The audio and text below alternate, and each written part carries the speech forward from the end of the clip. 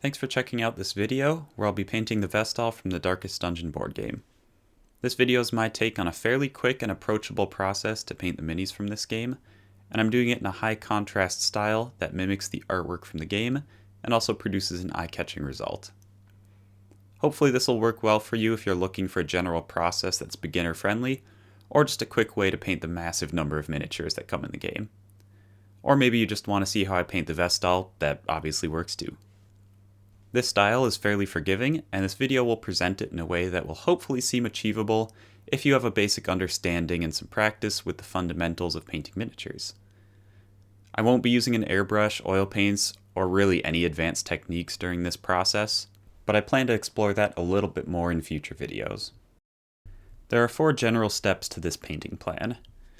First, get an easy value sketch by using a black primer and a heavy dry brushing of gray and white.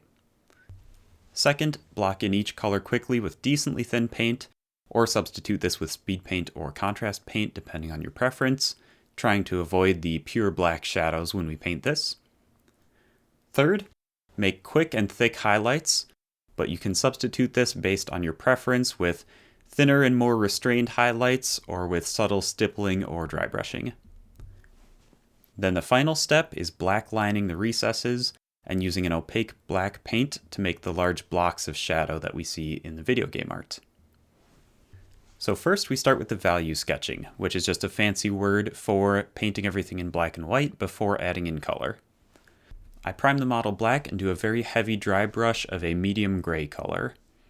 I do this a couple times, sometimes even keeping the paint a little bit wet on my brush, just to try and get a large amount of gray on the surface. Then I dry brush pretty heavily again with ivory mixed into this gray.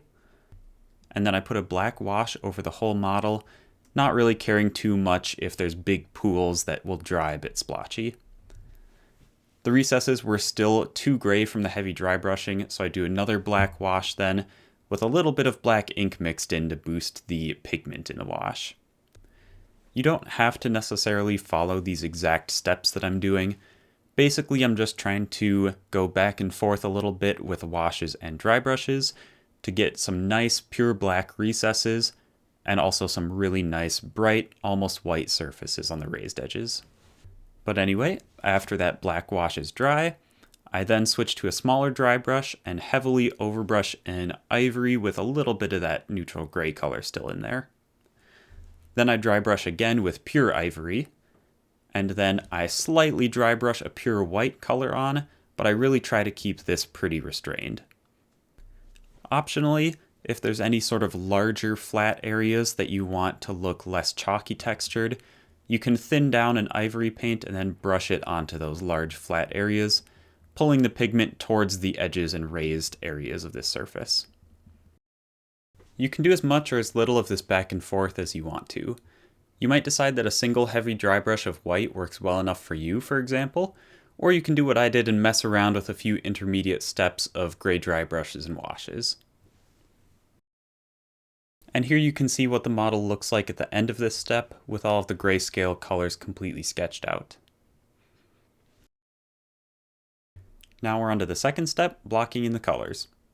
For almost all of the colors that I apply in this step, I thin down my paints pretty substantially so that they're still somewhat opaque, but if you brush it over your fingernail or a paper towel, you can see some of the color of your fingernail showing through underneath. I personally get pretty good results by using Vallejo glaze medium to thin my paint, but honestly it might just be a placebo effect because I've used water and it works just as well. I start with the robes, thinning Pro-Acryl dark golden brown, and applying that all over the various robes on the model.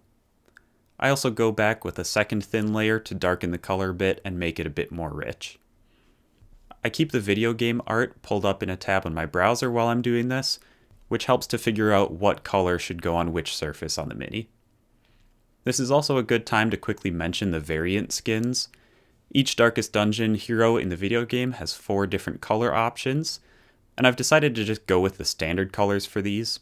If you want to paint your Vestal as one of these different variants, just switch out the robe color and the robe hem color and the armor color for whatever you think fits well. While I'm showing some footage of me actually painting these various colors, I'll spritz in a whole bunch of different hints tips and suggestions that I have for while you're doing this. Now for this model, I decided to use regular acrylic paints, but you can easily substitute these for speed paints or contrast paints or whatever flavor of contrast speed paint you prefer.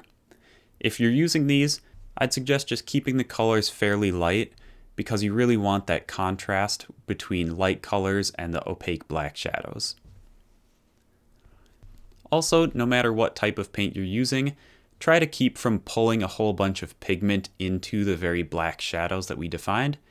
Usually what I try to do is cover the paint over the white and gray that we overbrushed or dry brushed onto the model, but keep it out of the very black recesses. So now I move on to the sash and the hem of the robe, for which I use P3 Rucksack Tan. As another side note, don't worry if you're not super neat or careful with this process. If you push paint into the recesses that you want to keep black, or if you get a little bit of paint splotched somewhere where it dries unevenly, you can always clean it up later because this style is fairly forgiving for making mistakes. Later on, when we add the intense black shadows as well as the thick highlights, that'll cover up all sorts of mistakes that you make when you're blocking in colors. And then the armor gets Vallejo model color German gray. Any cold gray will be okay, and a warm gray would also look fine, honestly. Since it's a fairly dark, neutral color, you also don't have to be particularly careful to keep it out of the black recesses. Don't worry that the armor is a lot darker and more flat. In the future, I plan to use some metallic paint as highlights to brighten it up a lot. If you want to keep it a non-metallic look, just do a pretty thin layer of paint here instead. Now I paint the headband and book pages with P3 Jackbone.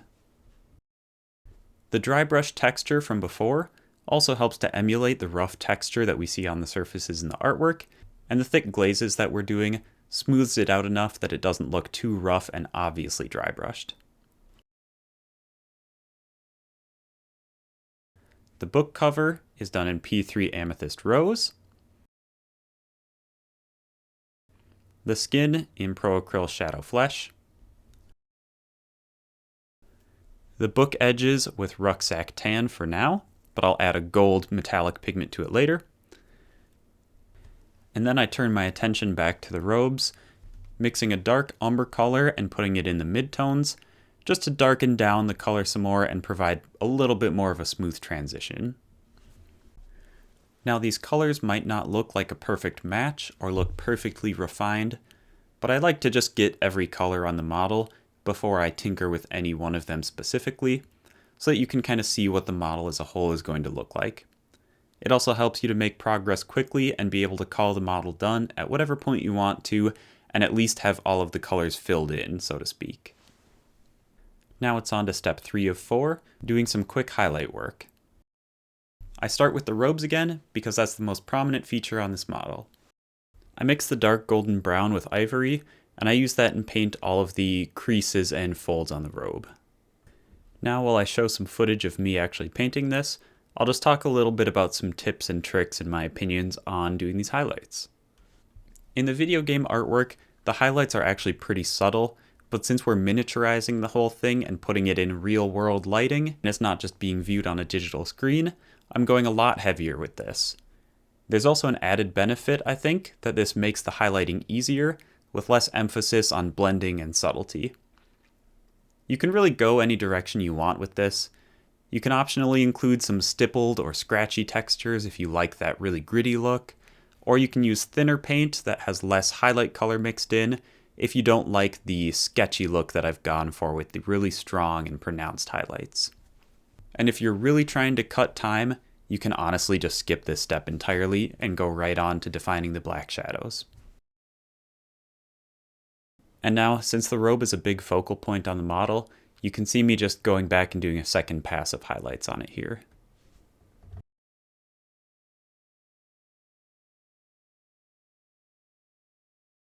And again, my preference is just to paint these really thick and chunky highlights that you see, but if this isn't your preference, feel free to do whatever you want on your models.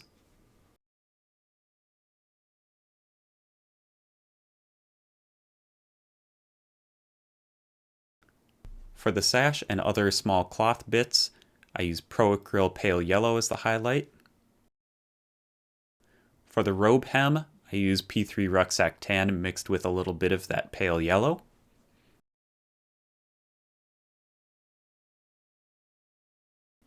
For the book pages and the forehead cloth, I just take pure ivory and highlight it with that. And for the red book cover and mace handle, I mix P3 Amethyst Rose with Kato Red Highlight and Pro Acryl Ivory to make a pretty bright but desaturated red color.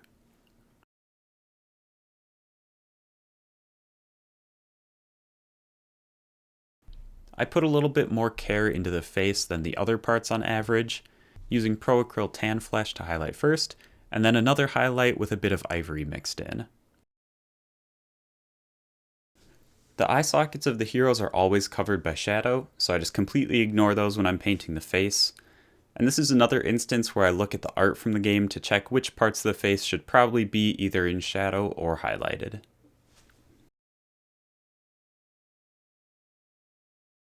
Now in a side-by-side comparison, you can see that it looks pretty close to the reference, but I'm also not too terribly fussed if it ends up looking a little different. I highlight the armor with a true metallic metal paint, Vallejo model color airbrush silver, and the paint you use here doesn't really matter, just any sort of light silver or steel color will be fine. I'm not at all worried about getting really smooth blends here, and I also try to reserve this silver for the brightest highlight areas, and I try to leave a lot of that gray color that we established in the midtones and darker areas of the metal. I also recommend trying to wick away as much of this paint from your brush as you can. It'll help to keep you from getting any of this metallic paint into the deep recesses or places you don't want it. But that being said, it'll be really easy to correct this in the next step, so don't worry too much if you accidentally do that. For all the little gold bits, I mix Pro Acryl Rich Gold into the silver from the previous step.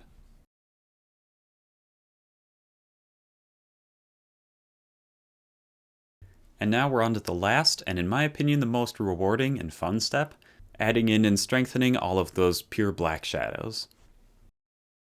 For this, my black paint of choice is Chimera Colors Carbon Black. You can use any black color you have, but I found that the ones that are naturally a little bit more runny and thin will be helpful to use. Try to pick the darkest black that you can as well. I really like Pro Acryl Coal Black, for example, but I think that when it dries, it just isn't quite dark enough of a black for me. I start with the chunkier shadows, not the ones in the lines between each shape, but the big blocks of shadow that go under the arms, under the mace, etc. I keep the paint essentially completely unthinned here because I want a really sharp, pronounced line where the black shadow starts.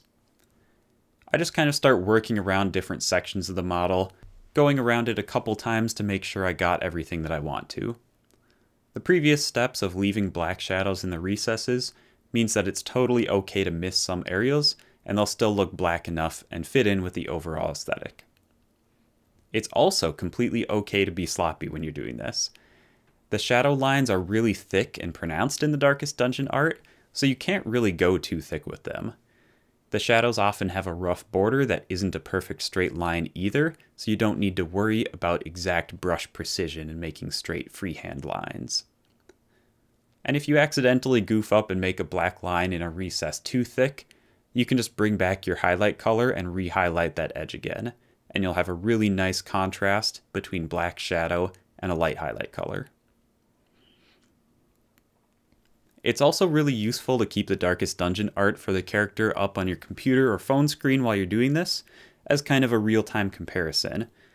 The sculpts seem to essentially all mirror one of the poses from the video game, so I think it's a really great tool to use to follow along with exactly where to put the shadows.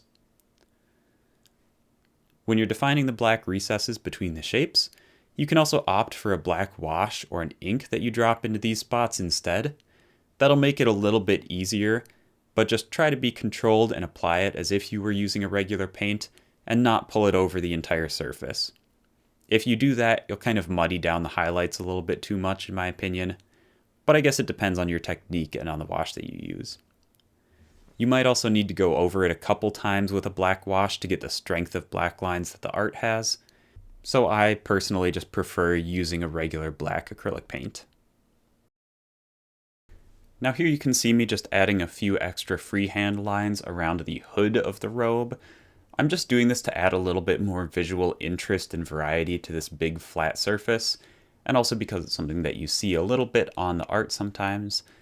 But obviously, just like every step in this process, if this is something you're either not comfortable with or just don't want to do because you don't like the look of it, you can just choose to skip this part. As another quick aside, here you can see me drawing a bunch of wavy lines in the book to mimic the look of written text in it. I think this is a really fun detail, and even if your lines look wobbly or really thick, I think it looks way better than just keeping the pages blank. I've waited until now to tackle most of the robe, but I think this part really makes the model pop. First, you can see me carefully making a black line around the hem of the robe, and then moving on to adding thick blocks of black to the folds of the robe. I'm not particularly delicate with this either, and I think it looks great no matter how sloppy your lines are.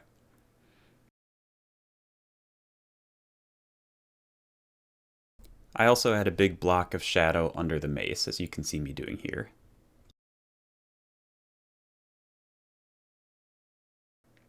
After this, I move on to adding a few black shadows to segments of the robe hem as well, just kind of throwing them where I think it makes sense or looks right. Almost there, but now I take a moment to add some black lines between the cracks in the stones on the base as well. I'm not gonna lie, this step, all told, does take a while.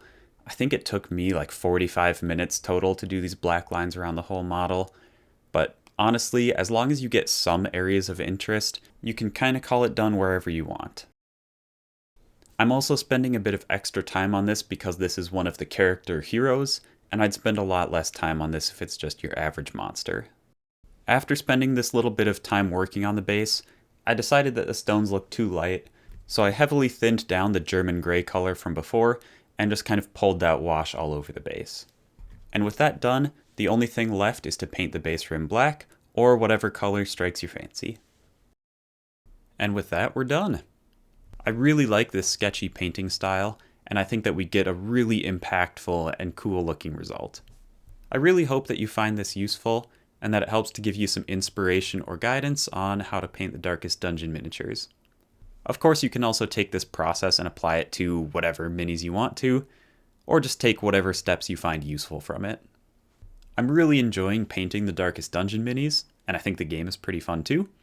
So my plan is to keep cataloging my painting journey with the game, and make some more videos on different techniques and effort levels with this painting process as well. Let me know if there's anything in particular that you'd like to see from this, and I hope you have a great rest of your day.